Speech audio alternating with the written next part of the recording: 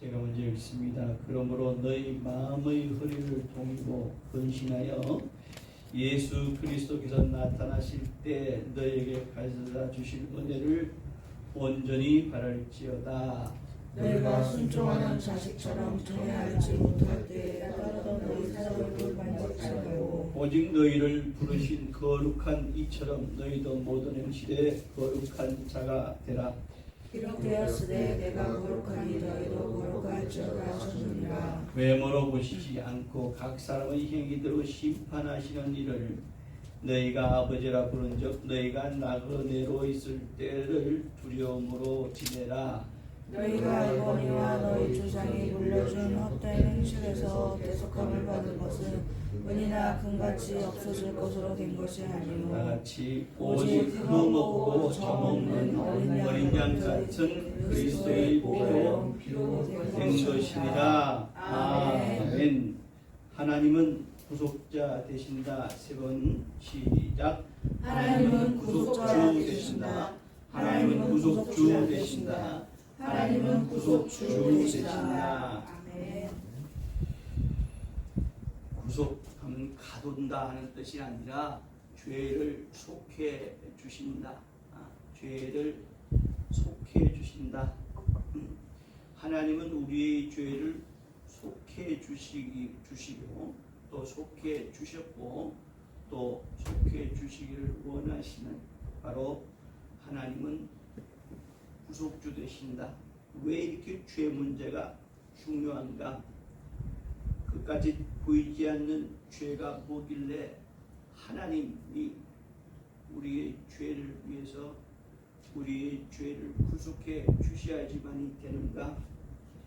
오늘 그 말씀을 우리가 잘 알고 있는 것 같지만 머리로만 하나님의 말씀을 머리로만 받는다면 그것은 세상의 철학 지식과 같이 된 것이고 은혜가 되지 않고 우리의 믿음이 실천이 되지 않습니다. 그 말씀을 머리로만 받는 것이 아니라 마음으로 받아야 돼요. 그래서 하나님은 구속주 되신다. 도대체 우리 죄와 하나님이 도대체 어떤 연관이 있고 과연 우리의 죄가 하나님께로 어떻게 비춰지고 또 우리의 이 죄라는 것이 무엇이길래 하나님은 우리를 반드시 이렇게 구속하셔야 되는가? 우리의 죄를 속해 주셔야 되는가? 하나님 그 능력이 많으신 하나님이 여러 가지 것이 있는데 그 중에서 우리의 죄를 구속하시는 것을 가장 중요시하게 여기시고 계시는가 하는 말씀을 오늘 말씀을 통해서 우리가 마음으로 받고 내가 그렇구나 하고 깨닫고 그리고 하나님께서 나를 구속해 주신 그 이유를 확연히 알고 구속받은 내가 어떻게 살아야 할 것인가를 오늘 이 시간 깨닫고 또 그렇게 살리라 작정하는 시간이 되어야 할 것입니다. 우리 사람에게는 공통적인 이 두려움이 한 가지가 있어요. 이건 뭐 어른, 아이 또 남녀노소를 가리지 않고 공통적으로 가지고 있는 한 가지 무거운 짐이라고 할까요? 마음 한켠에 무거운 짐이라고 겉으로 보기에는 굉장히 행복한 사람 보이고 늘 하호하면서 살고 늘 좋은 것으로 먹고 마시고 늘 부유한 것이 살지만 그러나 부유하든 부유하지 않든 가난하든 부하든 남자든 여자든 나이가 많든 적든 간에 혼자 있을 때 그 공통적인 근심이 한 가지 드러납니다. 공통적인 근심이 한 가지 생각인데 그것이 바로 무엇이냐? 삶에 대한 거예요. 삶에 대한 것이라는 게 먹고 사는 걸 얘기하는 게 아니라 내가 지금 제대로 살고 있는가? 내가 하려고 하는 일인데 내가 이게 정말 이 일이 정말 제대로 내가 이 인생이 쉽게 얘기하면 내가 지금 살고 있는 인생이 과연 내가 제대로 살고 있는가? 그리고 또 무엇을 위해 내가 이렇게 살고 있는가? 남자들은 이제 어른이 돼서 가정을 꾸리고 나면 저와 자식을 위해서 힘으로 돈도 벌고 또 자기 자신의 어떤 명예도 이루고 또 어떤 것들을 이루기 위해서 정말 애씁니다. 불철주야에 애쓰다가도 혼자 가만히 있을 때 불현듯이 내게 찾아오는 자기 자식이 찾아오는 생각이 딱 하는데 그것은 누구나 다 공통적인 거예요. 내가 이거 제대로 살고 있나? 내가 지금 제대로 가고 있는가? 돈도 이만큼 벌었으면 벌었고 저도 저도 정말 아름다운 그냥 정말 가정을 잘 꾸려가는 그 다음에 자식들도 정말 잘 되는 것 같은데 정말 내가 또 어떤 때는 내가 아버지 찬스를 좀 이용해가지고 자식들 정말 출세의 길로 좋은 길로 이렇게 정말 사람들로부터 부러움의 길로 가고 있고 그래서 누가 봐도 정말 부족한 것이 없고 누가 봐도 정말 모자란 것이 없는 삶을 살고 있는 사람들 혼자 있을 때 불현듯이 찾아오는 생각이 있는데 그게 뭐냐? 내가 지금 제대로 살고 있는가? 제대로 살고 있는가? 하는 생각. 그리고 나이가 먹고 이제 나이가 많이 이제 먹고 나서 이제 지금까지 살아온 날보다 죽을 날이 좀 가까워오는 사람들에게 또 찾아오는 공통적인 또 생각이 이제 내가 얼마 남지 않은 삶이 얼마 남지 않은 것 같은데 이 죽음은 끝인가? 요양병원에 있으신 연로한 분들만 하는 생각이 아니라 오늘날도 열심히 살아가는 젊은이에게도 이런 생각이 불현부터 찾아옵니다. TV나 각종 매체에 보면 사고로 많은 사람들이 어제도 고속도로에서 요즘부터 연휴라고도 고속도로 가족들끼리 놀러 가다가 갑자기 불현듯 사고가 나가지고 그렇게 유명을 달리하는 사람들이 오늘 아침에도 늘 있죠. 그들이 그렇게 하루아침에 이 땅에서 땅을 떠날 때 이제 나이가 먹어서 이제 정말 살 날이 얼마 남지 않은 사람들을 가지는 생각이 공통적인 생각이 죽음은 끝인가? 대부분의 사람들은 이렇게 죽으면 끝나는 거지 죽으면 끝나는 거 아니야? 숨 쉬는 거 그냥 숨 딱 끊어지면 끝나는 거 아니야? 라고 말은 그렇게 하고 있지만 마음 한켠에는 정말 끝인가? 정말 끝인가 하는 생각들을 하루에 한 번 정도 아니면 열심히 살다 보고 일주일에 한 번 정도 아니면 1년에 한 번에도 그런 생각은 누구나 다 가지는 생각이에요. 죽음은 끝인가? 이건 믿는 자도 믿지 않는 자도 똑같은 생각입니다. 믿는다 하지만 내가 죽으면 우리는 입으로 말해 죽으면 우리 장례식장에 가보면 성도 누구누구 집사 누구누구 권사 누구라고 명패가 그 앞에 명패가 써 있는데 보니까 거기서 참으로 믿고 죽는 사람 앞에는 그 앞에 명패 앞에 꽃 위에다가 천국 입성이라고 써붙여야 당연한데 모두가 다 그 앞에 가서 천국 입성을 박수 치고 기뻐해줘야 되는데 그 앞에 가서 하나같이 축하를 바쳐가면서 그 앞에 가서 머리를 조아리고 뭐예요? 조의를 표한다 이게. 조의를 표한다 이게. 그래서 축의금하지 않고 뭐라고요? 조의금이라고 하는 거예요. 조의가 무슨 뜻입니까? 이 죽음이 안타깝습니다 하는 얘기예요. 애석합니다 하는 얘기거든요. 믿고 죽은 사람은 천국 입성이라고 축하를 해줘야 박수를 쳐줘야 될 판에 애석합니다 이거예요. 왜? 죽음 앞에서는요 누구나 다 애석해요. 믿는 사람 믿지 않는 사람 그말하고 남녀노소하게 돼. 죽음 앞에서는 다 애석하죠. 왜 애석해야 되느냐? 죽은 다음에 이 땅 떠난 다음에 미래가 불분명하기 때문에 그럽니다. 믿는 사람은 천국에 있다고 믿고 있지만 과연 내가 천국에 들어갈 수 있는가 하는 생각보다도 정말 천국에 있는가 하는 생각을 많이들 가지고 있고 불신자들은 천국이 죽음은 끝이가 아닌가 그러면서 마음 한켠에는 무엇인가 두려움입니다. 죽음 앞에서 다들 두려워하잖아요. 두려워하고 또 막상 또 죽음을 맞이하는 사람에게는 조의를 표한다 이거야. 아깝고 애석하다. 여러분 사람의 수명이 얼마나 되신다고 보십니까? 사람의 수명이 얼마나 되신다고 보세요. 사람이 수명이 얼마. 하나님께서 인간의 수명을 정해 놓으신 것이 있어요. 성경에 분명히 기록이 되어 있습니다. 하나님께서 인간의 수명은 몇 년이다 라고 정해 놓으신 것이 있어요. 성경 어디에 있습니까?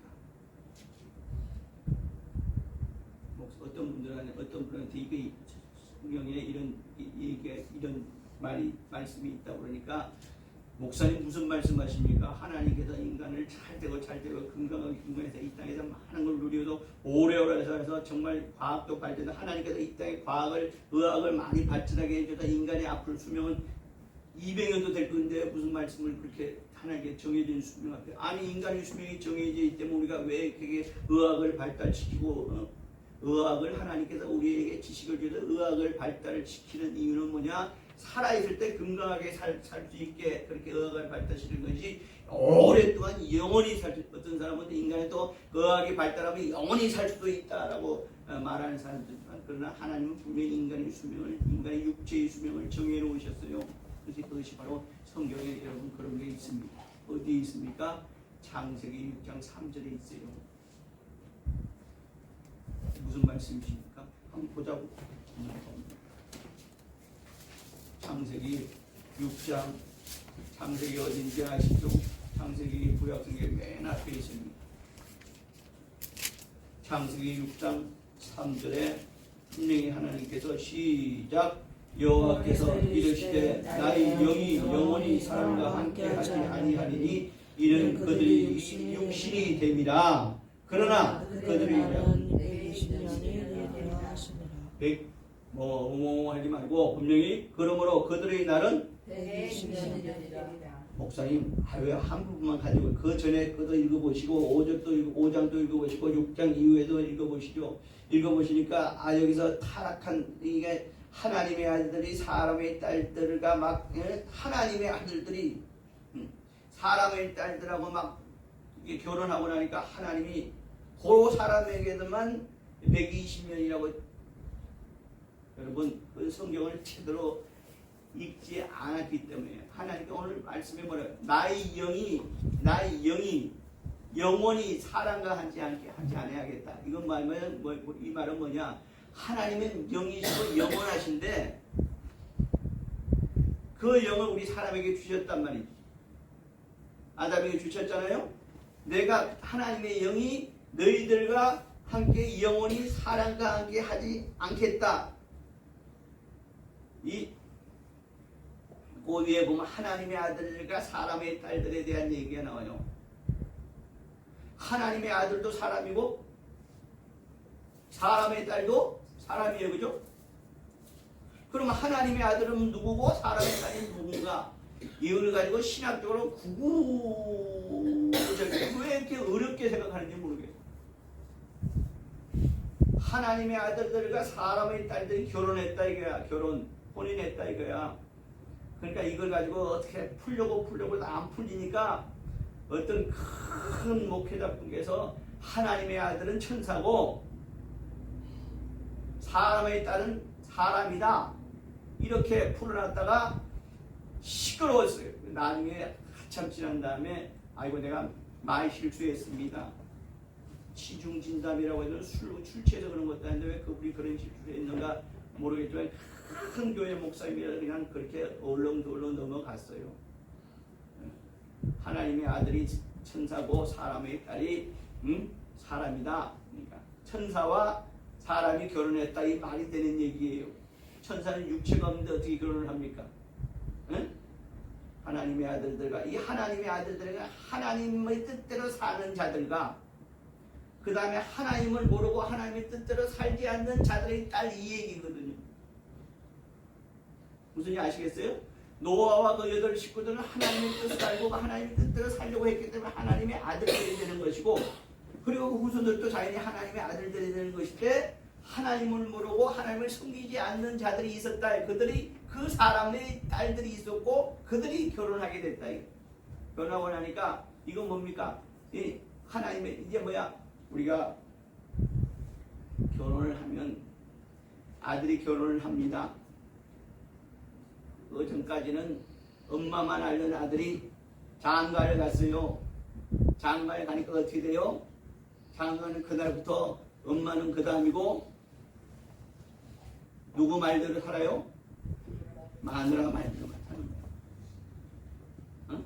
엄마는 지금 30몇 년을 살아서 엄마만 알고 내가 엄마한테 차려줄게 하던 아들이 30몇 년 만에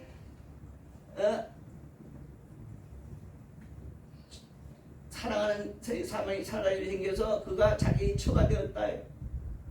호불과 1, 2년 교제하고 결혼한 그 처 안에 옛날에는 치마폭에 쌓였다는 일이 많이 있었는데 그렇게 그냥 엄마를 배신하고 그냥 마누라 말면 꼬박하게 산다.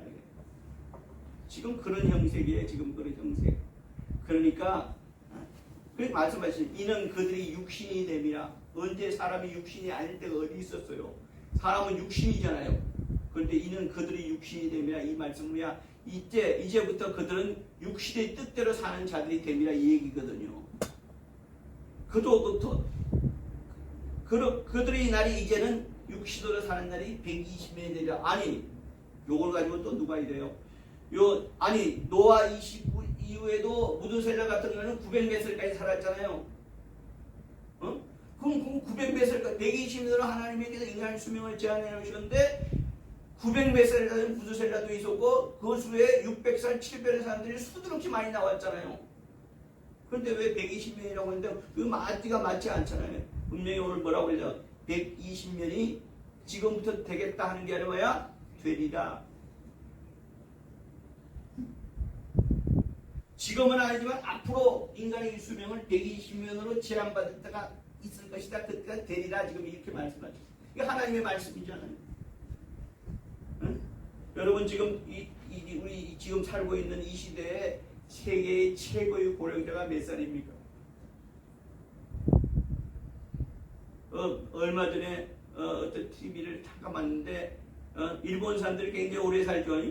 일본 사람들이 얘기했는데 세계 최고의 고령자가 일본 사람이 아니에요. 할머니가 아니더라고요. 저기 유럽에 있는 어떤 할머니가 119세까지 지금 살아계시대요. 그러면 오늘 이 말씀들을 하자면 120년 내년에 그분이 돌아가셔야 되네요. 그분이 돌아가셔야지 하나님 말씀이 맞네요. 여러분 이걸 아셔야 돼요. 왜 하나님의 말씀을 물론 하나님의 말씀은 쓰여진 철자대로 우리가 해석을 해야 되지만 하나님의 뜻은 이렇습니다. 120명의 사람이 여러분 지금 우리가 이제 한 60세 이제 60세 되는 분들이 몇 분 계세요. 60대 되는 숫자. 사람이 살아있으나 살아있지 않는 사람이 있어요. 살아있으나 살아있지 않는 사람. 뭐냐?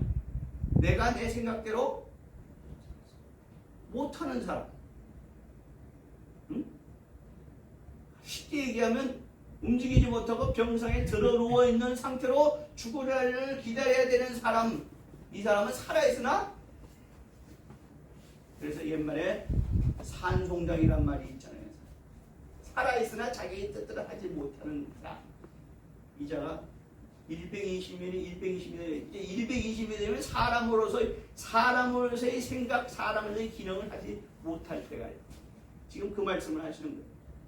인간의 수명은 하나님께 120년을 제한. 그래서 지금까지 대부분 120년 이전에 다 죽어요. 그렇잖아요? 꼭 아까 얘기했지만 지금 세계 최고령자가 지금 119세 할머니라고 얼마 전에 지금 통계적으로 나와 있더라고요. 119세. 그분이 설사 120년 이상을 살더라도 그분은 이제 뭐야? 살아있으나 그냥 산송장이야. 내가 내 뜻대로 움직이지 못하고 내가 내 뜻대로 행하지 못하고 내가 머리에 생각을 있으나 내가 그 머리의 생각을 내가 입으로 자유로이 말할 수 없는 상태. 이건 뭐야? 살아있으나 살아있는 상태가 아니다. 인간의 수명 앞으로 의학이 발달해서 계속적으로 돼지 간을 집어넣고 뭐 해가지고 200년을 산다고 할 수도 있겠죠. 그러나 그건 뭐야? 숨쉬는 기능만 있는 것이지 인간의 수명을 300년을 못 살립니까? 내가 100살이요. 근데 내가 지금 죽게 생겼어. 곧 숨 끊어지게 생겼어. 그럼 그때부터 이게 호수 뽑고 산소호흡기 달고 해가지고 앞으로 200년을 더 연장을 못 시킬 것 같아요? 할 수 있어요. 그러나 그건 뭐야? 살아있으나 살아있는 사람이 아니죠. 자기의 기능을 제대로 못하는 거예요. 저도 그런 생각을 합니다. 젊은 때는 펄펄 알았는데 이제는 몸으로 제가 제 뜻, 마음을 생각의 뜻을 가지고 제 생각대로 몸으로 제 몸으로 할 수 있는 일보다 하지 못할 일이 더 많더라고요. 그 얘기는 이제 저도 점점 육체의 수명이 다해간다는 그런 생각이 듭니다. 물론 여기 젊은 사람들은 뭐야? 내 육체를 가지고 내가 할 수 있는 일이 할 수 없는 일보다 더 많죠. 젊은이들. 그 젊은이와 나이 먹은 사람들이 이제 그 차이가 뭐예요? 내 생각대로 할 수 있는 일보다 할 수 있는 일이 없는 일이 더 많으냐 적느냐에 따라서 이제는 뭐야? 젊은 사람, 늙은이 이렇게 판단의 기준은 그거예요. 그렇게 하면 되는 거예요. 자, 그러면 사람은 이처럼 근데 우리가 그만큼 우리의 이 육체의 기간은 굉장히 짧습니다. 아유 목사님 저는 이제 나이 30밖에 안 됐는데 앞으로 그래 120년 앞으로 90년을 살아야 되는데요. 90년을 지금 30년 살았는데 앞으로 90년은 지금까지 살아왔던 3배를 살 앞으로 그렇게 창창하잖아요. 창잖아요. 근데 저 같은 경우에는 막상 지나고 보니까요. 세월이 그렇게 빠르더라고요. 세월이 그렇게 빠르더라고요. 제가 벌써 60이 넘었다는 게 믿어지지 않아요.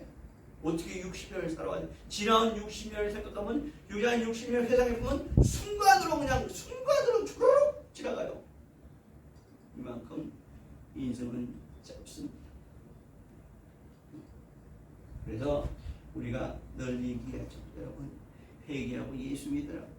회개하고 예수 믿으라고. 그래서 회개가 병상에 누워있는 사람들이 회개하고 예수 믿으라고. 아, 내 이 병상에서 내가 박차고 이거 나을 거라고.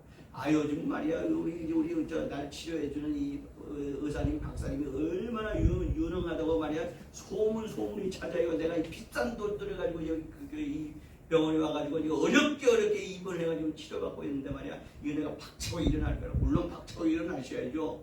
회복하고 일어나셔야죠. 그러면 그분한테 예수 믿으라고.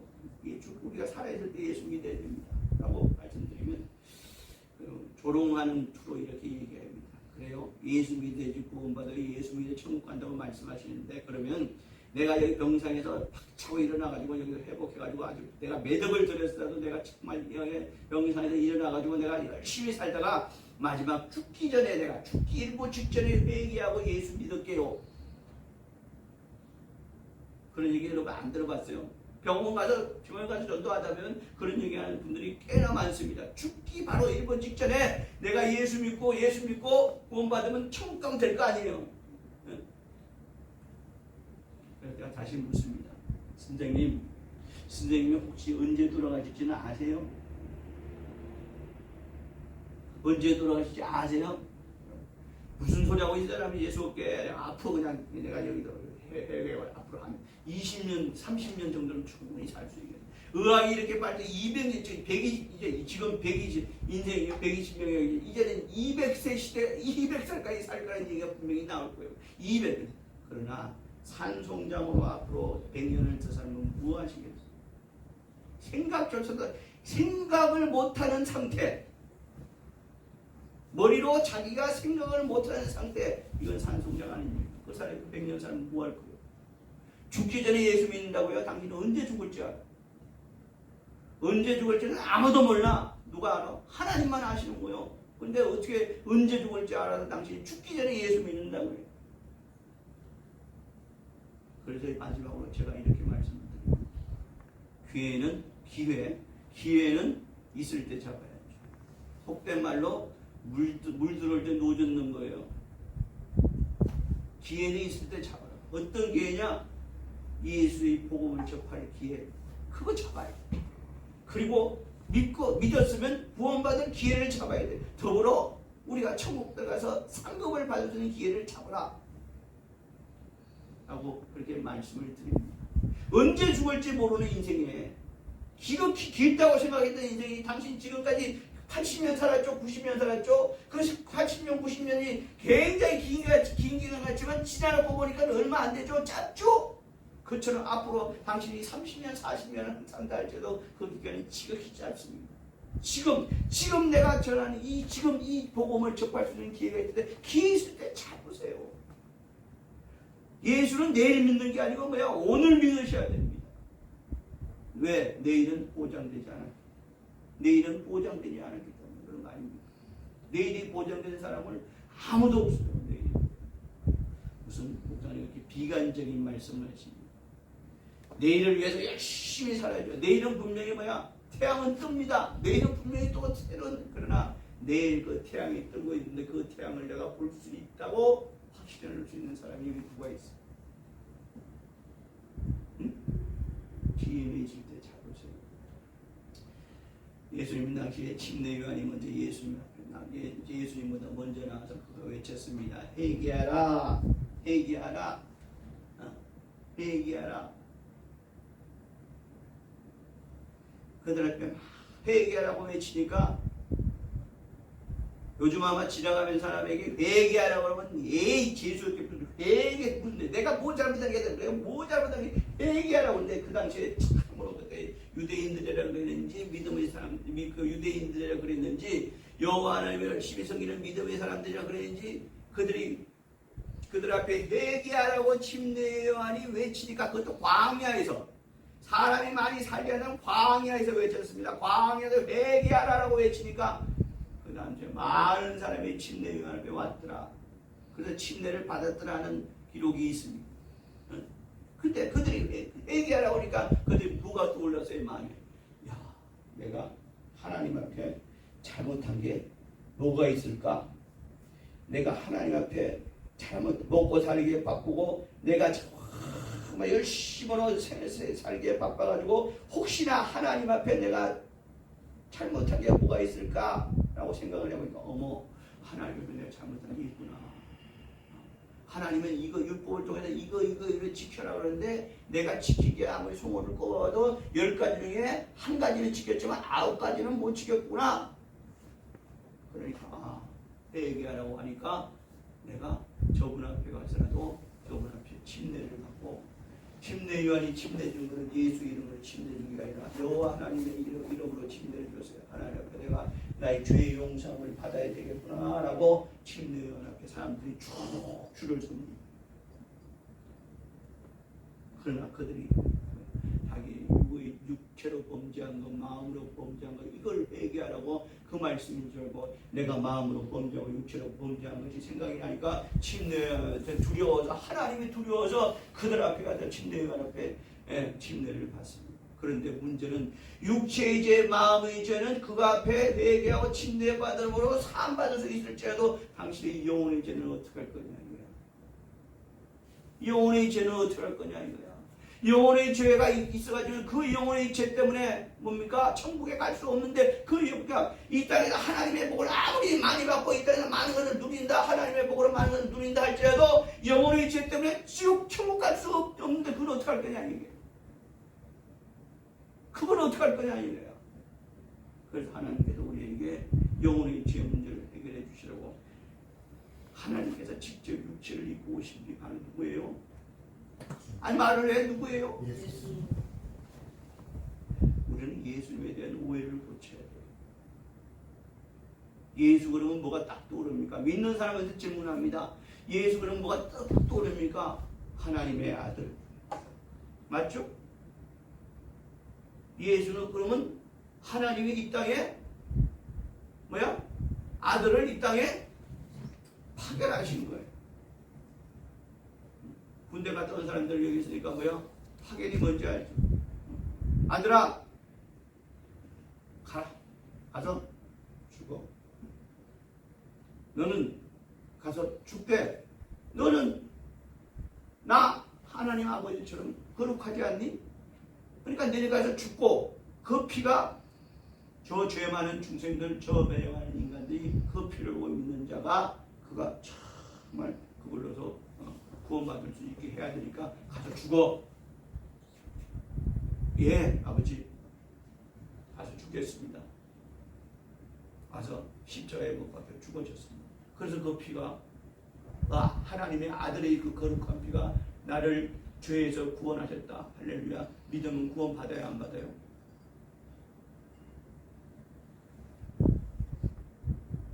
대답이 없어. 믿어서 안 믿어요. 하나님께서 아들을 이 땅에, 성경에 분명히 그렇게 기록하고 있잖아요. 하나님께서 독생자를 이 땅에 보내셔서 십자가에 죽으시기까지 너희를 구원하기 하나님의 계획 아닙니까? 그러니 십자가에 죽은 아들을 이 땅에 보내셔가지고 십자가에 죽게 하셨어요. 그래서 그 피를 보고 믿는 자가 구원을 받아야 안 받아요? 받아요. 여러분이 믿는 예수가 그분 아니냐 말이지. 어? 예수는 이 땅에 오신 하나님의 아들입니다. 믿으시면 아멘 하세요. 아멘. 죄 없으신 하나님의 아들이세요. 믿으시면 아멘 하시기 바랍니다. 아멘. 그 피로 인해서 내가 죄에서 구원 받으시면 아멘 하시기 바랍니다. 아멘. 그럼 요한복음은 오늘부터 필요 없는 요한복음을 우리하고 성경책에서 요한복음을 띄어버립시다. 자기 성경책 펴가지고 요한복음 다 띄어내. 요한복음 특히 요한복음 1장을 팍팍 찢어. 찢는 분이 아무도 없네. 우리 믿음의 수준이 어떤 수준이 되어야 되냐면 마태, 마가, 누가복음이 그 다음에 바울이 사도행전부터 해가지고 바울의 서신서의 그 믿음이 우리의 믿음이 되어야 돼요. 응? 그러나 마태, 마가, 누가복음을 공관복음이라는데 같은 눈으로 봤다, 같은 시각으로 봤다 하는 게 공관복음, 같은 공자, 골관자에서 공관복음이라는데 우리의 믿음의 그건 뭐야? 그의 믿음이 잘못됐다는 게 아니라 그 믿음의 수준이 뭐냐? 이를테면 상중하려면 마태, 마가, 누가 예수님이 실제로 행하시고 말씀하시고 그대로 기록했으니까 마태, 마가, 누가복음, 공관복음의 수준이 중이고 그 다음에 바울의 서신서는 하라면 그러니까 뭐야? 상중하일지라도 그 안에 속해 있으니까 다 속해 있는 것이죠. 그 믿음이 잘못됐다는 거예요. 아니야. 가장 상위에 있는 믿음이 뭐냐? 믿음의 복음이 뭐냐? 바로 요한복음이다. 그래서 하나님께서 요한을 가장 오래 살려놓으신 거예요. 그것 가지고 부족하니까 요한 1, 2, 3절까지 쓰게 하시고 그것 가지고 부족하니까 믿는 자들이 앞으로 나 하나님의 뜻을 너희들이 눈으로 직접 목격하라라고 하나님께서 요한을 시켜서 쓰게 하신 것이 바로 요한계시록, 요한묵시록이란 말이에요. 그러니까 모든 성경은 마태, 마가, 누가, 요한복음과 모든 바울의 서신들까지 모든 이 성경은 언제까지 그 유효기간이 언제냐? 예수 믿고 구원받은 자가 생길 때까지가 유효기간이에요. 네? 이 마태복음으로부터 요한복음을 제외하고 마태복음으로 해서 바울 서신서까지 요한 1, 2, 3, 4, 5 앞에까지는 뭐냐? 바로 예수 믿고 구원받은 자가 생기게 하기 위해서 예수 믿고 구원받으면 그것을 이룬 거예요. 그런데 요한복음은 뭐냐? 요한복음은 1장이 이렇게 시작합니다. 요한복음은 뭐냐? 바로 예수는 하나님의 아들이 아니라는 거예요.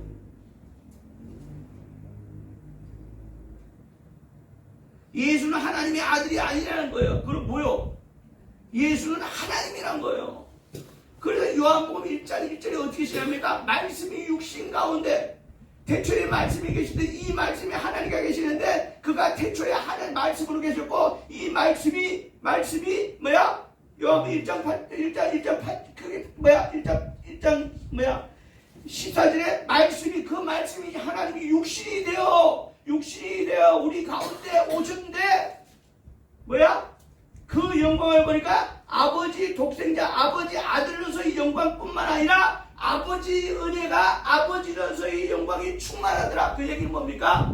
예수는 하나님의 아들로 이 땅에 오시지만 그는 하나님의 아들인가 동시에 누구요? 하나님이란 얘기예요.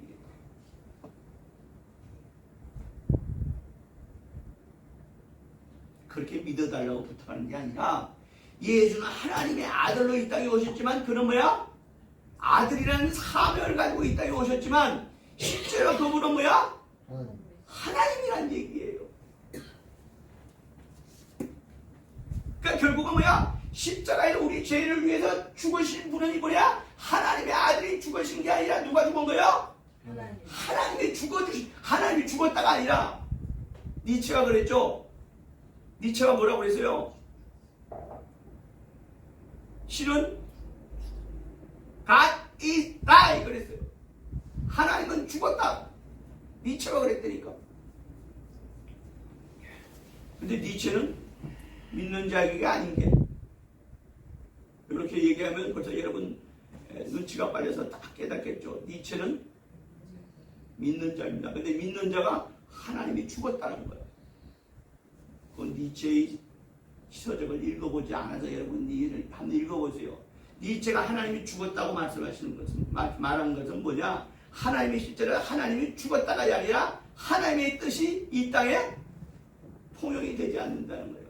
하나님의 뜻을 다 멀리한다는 거예요. 하나님은 살아계서 이렇게 말씀하시지만, 이렇게 살으라고 말씀하시지만 너희가 하나님의 뜻대로 살지 않으니까 뭐야? 하나님이 죽은 자로 여긴다. 하나님을 죽은 것을 여긴다 이거야. 그래서 하나님은 죽었다 이렇게 니체가 말한 거예요. 니체가 가장 탑오브 탑철학 아닙니까? 여러분 이걸 우리가 알아야 돼요. 예수가 누군가를 알아야 돼요. 예수는 오늘 분명히 여러분들을 각인을 하셔야 됩니다. 요한복음에 그렇게 기록이 됐으니까 아 요한복음 요한이 그렇게 생각을 했나 보다 이렇게 생각하시면 안 돼요. 요한복음이 요한복음이 1장 1절부터 1장 14절까지 말씀을 가지고 평생 저보고 평생 또 이 1장 1절부터 14절까지 말씀만 가지고 저도 벌써 20년 설교했어요. 요한복음 1장 1절부터 14절까지 말씀만 가지고 딴 말씀 다 빼고 그 말씀만 가지고 설교하라고 해도 저는 앞으로 20년 할 수 있어요. 왜?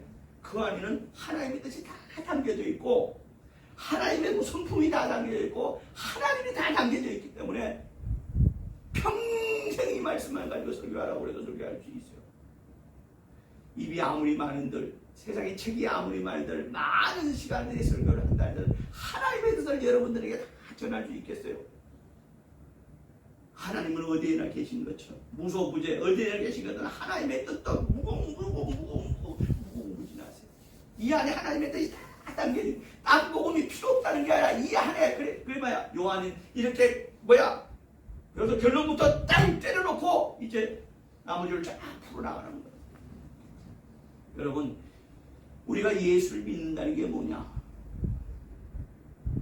이 말씀 하나만 가지고 평생을 살아도 손해볼 것이 없는 게 뭐냐?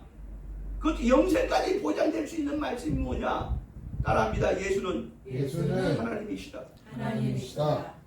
아니 이 땅에 오셔서 2000년에 이 땅에 우리를 위해 십자가에 죽으신 분이 하나님의 아들로만 생각한다면 여러분 천국은 갈 수 있어요. 천국은 갈 수 있지만 그것에도 뭐야 하나님의 영광을 뵙지 못합니다. 그것에도 뭐야 상급이 없어요. 이 땅에 그가 이 땅에 2000년에 이 땅에 오신 분이 우리를 위해 죽으시면 하나님의 아들이라면 그분은 뭐야 이 땅에 우리 죄를 위해서 재물밖에 안 되는 건 재물 그잖아요. 여러분 빚진 거 있습니까? 손들었어? 빚 있어. 빚 없는 사람 손들봐 그럼. 아니 물질적인 빚 말이야. 하다못해 마이너스 통장을 갖고 있는 것도 빚이요. 빚 없는 사람은 손들어봐. 그러니까 그러니까 물질도 돈으로 빚 없는 사람. 사모님 한 번 드시네. 다 빚이 있죠. 나는 왜 안 쳐줘? 나 손 들고 있잖아. 차를 할부금 다 못 갚으면 그것도 빚이요. 안 그래요? 맞아요. 빚의 전제 조건이 있어요. 빚은 뭐야? 반드시 뭐 해야 돼? 갚아야 돼. 안 갚으면 어떻게 돼? 어떻게든 그 빚을 갚게 하려고 하죠. 그것도 안 된다, 이래도 저래도 안 된다 그러면 뭐야? 법원에다가 나 모든 죄를 빚 못 갚았어. 뭐야 이게 뭐가 돼? 파산. 파산하면 끝날 것 같으죠? 지금은 몇 년인지 모르겠지만 지금 몇 년이에요? 복권 되려면 면책 되려면 몇 년이에요? 안 해봐서 몰라. 7년 동안 카드 하나도 못 만들어. 7년 동안 카드 하나도 못 만들어. 신용카드 한 장도 못 만들어. 빚은 반드시 갚아야 되는 거예요. 우리 영혼의 죄는 마치 빚과 같은 거야. 빚과 똑같은 거야. 아니 같은 빚처럼이 아니라 빚 같은 것이 아니라 빚이야 빚. 그러니까 뭐야? 이 영혼의 죄를 가지고는 빚 갚지 않았으니까 뭐야? 천국 가면 못 가? 못 가. 그래서 하나님께서 우리의 빚을 채무를 갖다가 담당해 주려고 우리 영혼의 채무를 담당해 주시고 하나님께서 아들을 보내시는데 그가 알고 보니까 그분이 아들뿐만 아니라 뭐야? 하나님께서 오늘 요한복음에 말씀이신 하나님이 육신이 되어 우리 가운데 거하시네. 우리가 그 육신이 뭐야? 하나님의 은혜와 은혜와 진리가 충만하다. 결국은 뭐야? 이 땅에 오신 예수라는 그분은 뭐야? 하나님이시다. 결국은 뭐야? 나를 위해서 십자가에 죽으신 분은 누구야? 하나님의 아들이라는 소명을 가지고 이 땅에 오신 하나님이에요. 예수를 하나님이라고 쳐주자가 아니라 여러분 우리가 예수를 안다고 하더라도 요한보다 더 알겠어? 예수님의 그렇게 같이 숙식을 하고 이게 하나님으로부터 한 계시를 받고 하나님의 받은 요한보다 하나님을 더 알겠어요? 침례 요한이 아니고 이게 사도 요한 얘기하는 거예요. 사도 요한보다 우리가 예수님을 더 잘 알겠어요? 이 요한복음은 언제 씌워진 거라고? 예수님 부활 청천하시고 요한복음이 가장 늦게 쓰여진 복음이요. 깨닫고 깨달아 복음이요. 예수님이 부활 청천하시는 요한이 예수님한테 아첨하려고 이런 말씀을 썼겠어요. 요한이 깨달은 거야. 안 거요. 체험한 거요. 내가 따라다니는 선생님 했던 분이 많은 사람들이 보는 데서 부활 성천하신 그분이 나는 하나님의 아들로 알았는데 내와 같이 있던 제자들이 하나님의 아들로 알았어. 처음에는 선생인 줄 알았는데 그가 하나님의 보내신 제물로 있다고 하나님의 아들로 그들이 나중에 깨달아서 근데 나도 그렇게 알았는데 시간이 지나서 70년이 지나서 이미 부활 성천하신 70년이 지나고 요한이 이제 죽을 때가 다 됐어.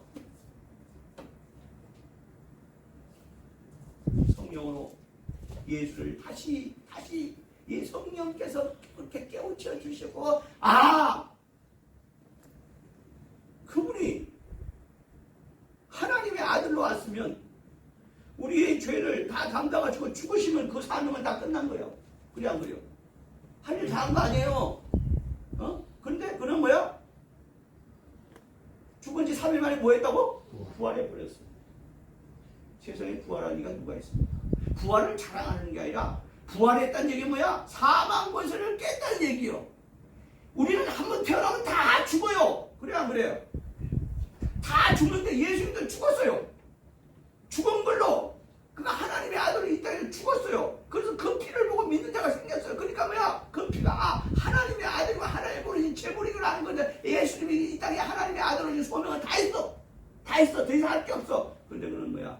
내가 죽은 지 3일 만에 부활하려는 그 황당무계한 말씀을 하시더니만 내가 죽은 지 3일 만에 부활이라는 황당무계한 말씀, 말도 안 되는 말씀, 이 땅에 도무지 존재할 수 없는 그 말씀, 그 약속, 허무맹랑한 약속을 하시더니만 이 약속은 아무도 믿지 않았어.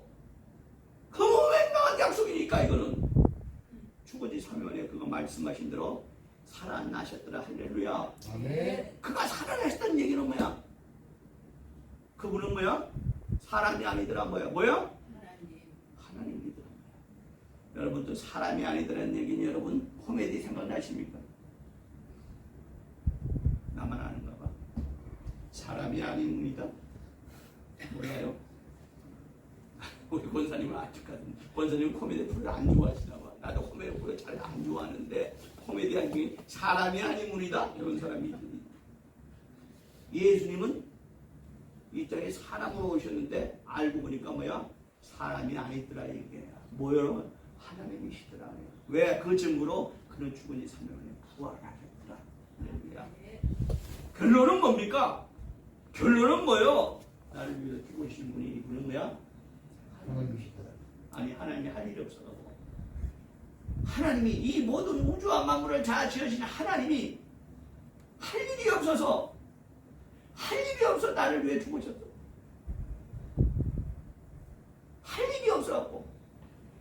이 진짜 정말 미물 먼지보다도 못한 이 인생 하나님의 시각을 해서 보라니까 인간이. 여러분 지나가는 개미를 밟았어요. 지나가다 개미 한 마리 실수로 밟았네. 어머! 걔가 개미 밟아 개미가 죽었어. 아이고, 일주일 동안 밥도 안 먹고 애통해한 사람이 있어요? 하나님의 입장에서 우리 인간은 뭐야? 개미가 아니라 먼지보다 못한 인간. 먼지보다는 못한 거야. 그래서 성경은 뭐야? 버러지라고 표현을 하죠. 버러지 하나 밟고 아이고 일주일 동안 애통하고 버러지로 일주일 동안 애통하고 밥도 안 먹고 시험을 전폐하고 애통한 사람이 여기 있냐고. 거기서 그런 사람이 있냐고. 하나님의 입장에서 뭐야? 버러지 같은 인생이야. 아무것도 아니야. 우리는 대단한 걸 생각하지만 하나님의 입장에서 뭐야? 근데 그거 하나, 그놈 하나, 그거 하나 구원하려고 하나님이 시험을 보게 그냥 오신 게 아니라 짠 하고 오신 게 아니라 죽으시고 오셨어요. 그래서 그 약속대로 죽으셨어요. 그래서 그건 구속이라고 해요. 오늘 본문 18절을 봅니다. 본문 18절에 너희 조상이 물려준 헛된 행실에서 이렇게 나옵니다. 너희 조상이 물려준 헛된 행실이 무엇입니까? 유대인의 입장에서는 율법이요. 우리 입장에서는 뭐야? 우리 입장에서는 뭐냐고. 잡힌에게 주어진 인생 멋있게 살다가 예수가 무슨 신하라 까먹는 소리냐. 그까지 예수가 구원 무슨 구원이 반명이 있냐? 돈을 갖다 주냐? 그러니까 내 인생 한번 멋지게 살다가 좋은 차, 넓은 집, 그 다음에 그냥 아름다운 처자식, 그 다음에 내가 잘 나가는 세상 사람들에게 박수가 그냥 내가 명예도 걸려드는 그런 것이 잘 사는 것이다 라는 것이 조상에게 물려준 헛된 행실이. 그렇게 살지 말라는 게 아니라 너 조상이 물려준 헛된 행실에서 너희가 대속함을 받은 것이냐, 그것이 너희의 죄를 갖다가 대신 속죄해 줄 수 있느냐는 거예요. 다시 말하면 그것이 너를 천국으로 보내줄 수 있느냐는 얘기야. 그것이 너희가 하나님의 자녀로 인정함을 받을 수 있게 해주냐는 얘기야. 대속함을 받은 은이나 그것은 다 은이나 그까지 다 없어질 거야. 언제? 당신 죽고 나면. 응? 당신 죽고 나면. 어떤 사람이 사고를 당해서 병상에 들어가서 그래가지고 부부가 됐어요. 왜 갑자기 이렇게 잘 나가요? 빵빵 잘 나간 사람이 어떻게 이게 되냐? 내가 사고를 날 줄 알았나요? 갑자기 불현듯이 사고가 났는데 이렇게 됐습니다. 은이나 금같이 다 없어질 것이다. 그런데 너희를 구원하고 너희를 이 땅에서 하나님의 자녀로 하나님께서 보호하시게 할 수 있는 방법이 딱 하나밖에 없어요. 뭐야? 흠없고 점없는 어린 양 같은 어린 양, 예수를 어린 양이라고 표현하면 안 돼요. 어린 양 같은, 그러니까 흠없고 점없고 깨끗하니까 아직까지 새끼를 낳지 않는 1년 안 된 어린 암양을 되는 게 그렇게 깨끗하니까 어린 양 예수라고 하지만 어린 양 예수라고 하지만 예수는 어린 양이 아니죠. 예수를 왜 어린 양이라고 그래? 흠없고 점없는 어린 양 같은 그리스도의 보혈로 너희가 거룩하게 된 것이야. 그러니까 믿을 건 뭐 하나밖에 없어? 예수 보혈밖에 없는 거야. 믿고 의지할 거는 뭐야? 예수 보혈밖에 없는 거요.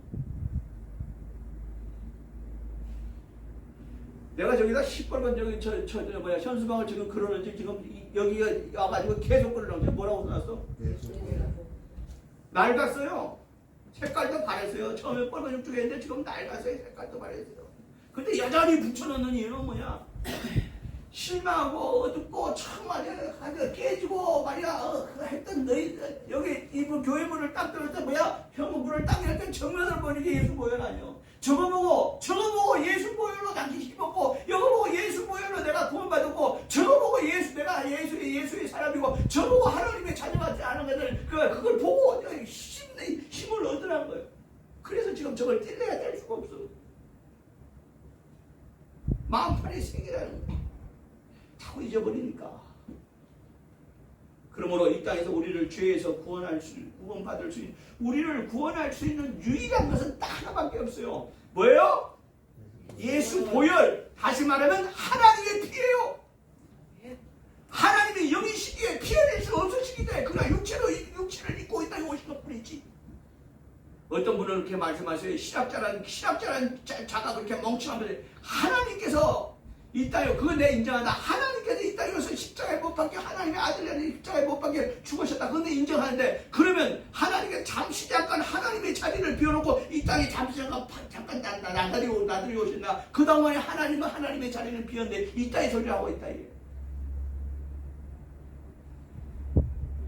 여러분, 우리 인간의 지식으로 하나님을 판단하거나 인간의 지식으로 하나님을 알려고 하냐. 오직 그렇게 하나님을 알 수 있는 유일한 방법은 뭐냐? 성령으로 하나님을 알려는 거예요.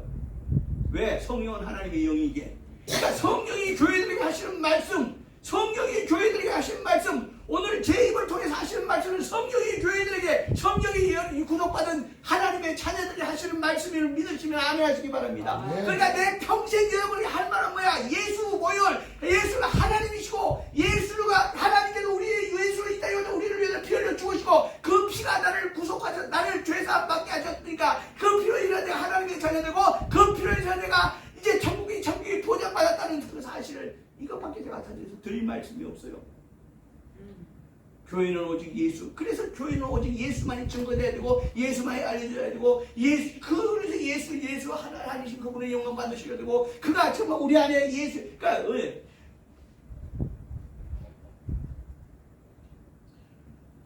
본문에 결론적으로 이렇게 말씀을 하십니다. 이게 물론 앞에 나왔지만, 앞에 나와서 사실은 결론이에요. 13절에 너희가 너희 마음의 허리를 동이고 근신하여. 우리가 근신 그러면 학교에서 우리 때는 정학이라는 게 요즘도 있나? 학교에서 나쁜 짓 하면 선생님이 퇴학 전에 뭘 내려요? 정학 처분을 내려요. 정학할 때 뭐해? 뭐 하는데? 정학을 안 당해봐서 몰라? 나는 한 번 당해봤어. 한 일주일 정학 당해봤어. 정학은 뭐냐? 학교에 나오긴 해줘. 뭐해? 화장실 청소했어요. 퇴학 전에 정학을 안 당해봤어. 어린이 대공원 담 넘어가다가. 그때 어린이 대공원 가려면 좀 어려웠거든요. 왜 어린이 대공원 담을 왜 넘어갔겠어요? 우리 학교가 바로 어린이 대공원하고 도로를 항상 다닙니다. 우리 친구들하고 어린이 대공원 개구멍으로 가끔씩 지나가는데 어느 날 개구멍이 없어져서 그래서 용감하게 어린이 대공원 담을 넘어가다가 선생님한테 걸려가지고 일주일 동안 고무리들이 그냥 일주일 동안 청학을 당해서 어린이 대공원 왜 들어갔게? 리트렌젤스가 있잖아. 선화예고가 있다고. 몰라 무슨 얘기지? 네. 리트렌젤스라고 있어. 선화예고. 어린이 대공원에 선화예고가 있다. 그래서 그 선화예고 담이라도 쳐다볼 거라고 한번 정학당한 적이 있습니다. 일주일 동안 화장실 청소만 내내 하고 화장실 청소했다고 잘했다 칭찬받지 못하고 계속 화장실에서 선생님한테 왜 이거 이렇게밖에 못했냐 이 자식아. 여러분, 너희 마음의 허리를 동이고 근신하여. 자, 중요한 말씀이 나옵니다. 너희 마음의 허리를 동이고 근신하여 뭐요? 예수께서 나타나실 때 이 말씀 뭐냐? 예수 다시 심판주로 오실 때 너희에게 다시 주실 은혜를 온전히 말하라. 그러면 예수가 이 땅에 심판주로 오셔서 우리에게 주신 은혜가 무엇이요? 여러분, 바울이 말합니다. 은혜 위에 은혜로다. 그러면 바울이 그렇게 많은 뜻이 있어요. 은혜를 강조하려고 이렇게 강조를 하면 3채판을 해도 두 분밖에 말해요. 은혜 위에 은혜로다. 은혜가 뭐? 그 첫 번째 은혜는 뭐냐? 예수 우리를 구원하신 구원주로 오신 것이 은혜. 두 번째 은혜 위에 은혜가 뭐냐? 예수 심판주로 오셔서 우리를 천국으로 입성하게 하시는 게 은혜 위에 은혜요. 그가 뭐야? 믿는 자들아, 너희가 마음의 허리를 독여 건실하여 예수께서 심판주로 다시 나타날 때 너희에게 가신 천국 입성을 온전히 바랄지어다. 그러니까 뭐야? 우리는 이 땅에서 우리가 이 땅에 살 때는 하나님의 자녀도 하나님이 우리를 보호하시고 우리를 유하시고 우리가 정말 어리석어서 그때는 깨닫지 못한 시간이 지나다 하나님이 이렇게 인도하시는 걸 깨달아서 하나님 감사합니다. 그 모든 우리의 육체의 삶을 기간 동안에 이 육체의 삶을 기간 동안 하나님이 우리 하나님의 자녀도 우리를 보호하시지만 궁극적인 목적이 뭐야? 이 땅에 사는 것은 뭐야? 아까 말했지만 120년 안짝밖에 안 돼. 그럼 뭐야? 우리 궁극적인 목적은 뭐야? 천국 영생이. 그러니까 믿는 자들아, 너희가 허리를 동이고 건실해야 될 이유가 뭐냐? 너희가 잘못해서 건실한 게 아니라 뭐야? 너희가 스스로 허리를 동이라는 거야. 허리 동이는 게 뭔지 아시겠어요? 여기 허리띠가 있습니다. 허리띠를 매라는 거예요. 허리띠를. 왜 허리띠 매고 있어야 돼? 안 매면 어떻게 돼? 바지가 흘러내리니까 바지 흘러내리면 뭐가 돼? 부끄러운 것이 드러나잖아. 뭐야? 너희가 예수 믿고 하나님의 자녀인 너희가 허리띠를 매고 있으란 말이야. 왜? 너희의 부끄러운 것이 치부가 드러나지. 너희가 왜 항상 하나님 말씀으로 허리를 동이고 매고 있으란 말이야. 그리고 뭐야? 건실하라 뭐야? 네가 하고 싶은 거 있어도 담 넘고 싶어도 담 넘지 말라는 얘기고, 개구멍으로 지나가고 싶으면 개구멍으로 가지 말라는 얘기야. 너희가 건신하라는 얘기야. 너희 왜 건신해야 돼? 내가 예수가 나를 구원하셔서 이제 하나님의 자녀가 되는데 하나님의 자녀로서 건신하라는 얘기요. 잘못해서 건신하는 게 아니라 너희가 스스로 건신해야 돼. 왜? 건신해야 될 이유가 뭐요? 예수께서 다시 오실 때 너희에게 천국 영생을 천국으로 입성하게 하시는 그걸 너희들이 바라고 온전히 그것만 온전히 그것만 바랄지어다 이게. 그러므로 우리 예수 믿는 자들, 다시 정확하게 얘기하면 예수 믿고 구원받는 자. 우리 할머니 이 말씀을 한 가지 드립니다. 이 말씀을 마치려고. 우리 할머니가 92살에 돌아가셨어요. 지금도 할머니 모습이 생생합니다. 우리 할머니가 92살에 돌아가셨는데 우리 할머니는 아들이 하나, 둘, 셋, 넷 있었어요. 우리 할머니. 근데 그 아들 중에 제가 뵌 분은 하나, 둘, 다섯 있었구나. 다섯 있었는데 제가 뵌 분은 4명이에요. 아들. 그래 딸도 하나 있었는데 딸은 또 홍역으로 죽었대. 그러니까 5남 1녀를 낳으신 분이야. 그런데 제가 뵌 분은 아들 5 중에 한 분을 제외하고 4분이 뵀어. 그러니까 한 분 못 뵌 분은 뭐냐? 어느 날 갑자기 나한테 저기 국가보훈처에서 화랑무공훈장을 갖다 주더라고. 저기 지금 있습니다. 화랑무공훈장. 여러분 화랑무공훈장 구경 한번 시켜드릴게요. 화랑무공훈장은 뭐야? 살아서 받지 못하는 훈장이에요. 죽지 않으면 받을 수 없는 훈장이 화랑무공훈장이에요. 이 화랑무공훈장이 누구 거냐? 우리 아버지의 동생이 6.25 때 돌아가셨어요. 전사하셨어. 그래서 시간이 한참 지난 다음에 수십 년이 지난 다음에 저한테 받을 사람이 없으니까 장손인 저한테 삼촌 죽으신 대신에 장손인 저한테 화랑무공훈장이 왔어. 한 분은 못 뵀어. 4분이 계셨는데, 자 그러면 둘째 아들이 그렇게 6.25 때 총각으로 죽었어. 그러니까 이만 우리 부친이, 죄송한 말씀에 우리 부친이 60도 안 된 만 58세 암으로 돌아가셨어. 우리 그러니까 뭐야? 위로 아버지, 그 동생은 6.25 때, 그 다음에 셋째, 넷째, 그 다음에 또 막내 숙부님은 또 암으로 또 돌아가셨어. 요 자식 셋을 당신은 앞세운 거야. 그리고 우리 할머니가 맨날 저한테 오늘 넋두리처럼 하신 말씀이 있어. 내가 무슨 죄가 이렇게 많아서, 내가 무슨 죄가 이렇게 많아서 자식을 앞세우고 내가 이렇게 눈을 뜨고 살아있다. 맨날 그게 자신의 한풀이야. 왜 제가 이런 말씀을 드리냐면, 할머니는 그렇게 한풀이처럼 자식을 앞세운 것을 그래서 스스로 죄인이라고 했지만, 우리는 따지고 보면, 여러분이 아셔야 돼요. 따지고 보면 내가 직접적으로 죄 짓지 않았더라도 나는 하나님을 죽인 자예요. 아니 내가 언제 하나님 죽으라고 그랬어요? 하나님은 여러분과 나의 죄를, 여러분과 나를 죄에서 구원하시기 스스로 죽으셨어요.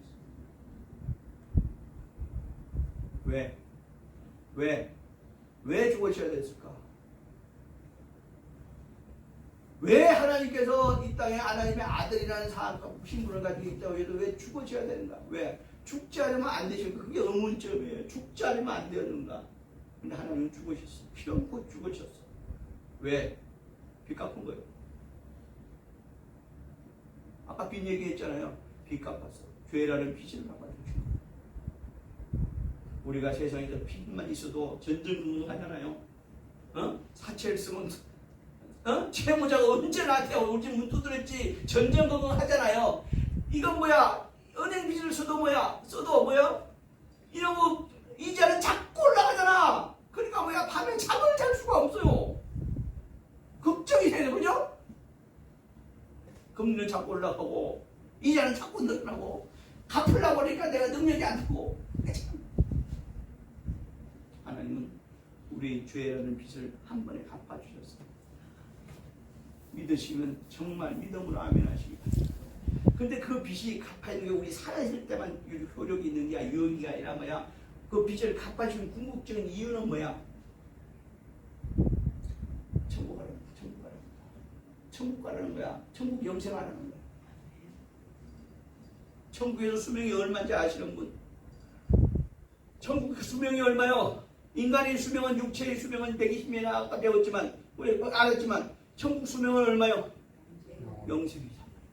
나와 여러분들의 천국 영생을 위해서 하나님께서 그가 빚 갚아주시고 죄라는 빚 갚아주시고 우리에게 오셔서 그가 죽어주시고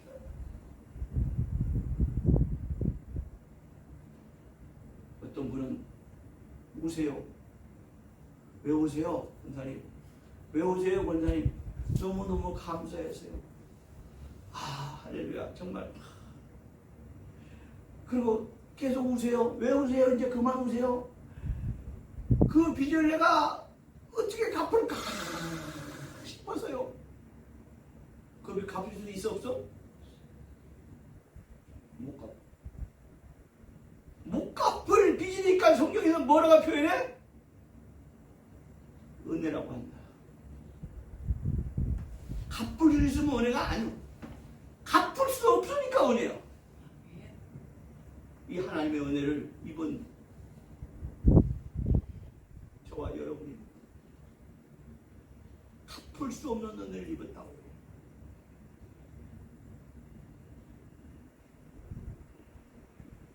우리 인생의 목표는 무엇인가?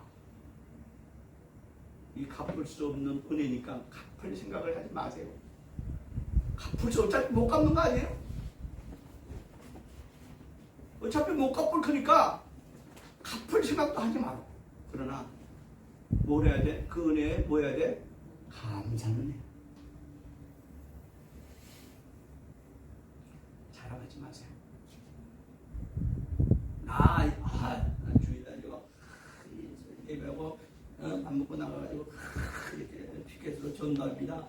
그럼 내가 여기저기 딸 다니면서 예수 믿으시라고 이렇게 자랑합니다. 난 예수 자랑합니다. 예수 영혼이 난 정말 하나님의 예수님의 마음으로 정말 그 영혼을 불쌍히 여기는 마음이 있어. 난 영혼 보면 정말 눈물이 납니다. 자랑하지 마세요. 갚을 수 없는 은혜를 입었으니 그저 이 땅에서 그냥 내가 감사해 사는 거야. 감사해 사는 거야.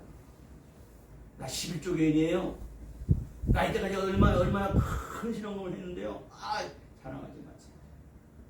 감사해 사는 거예요. 감사해 사는 거예요. 그러니까 교회에서 예수 믿게 하는 모든 말과 행위는 뭐야? 다? 그저 뭐야? 감사해 사는 거예요. 우리들을 죄에서 구원하시기 돈 가지고 해결이 되겠습니까? 돈 가지고 해결이 안 돼요. 그저 감사해 사는 거예요.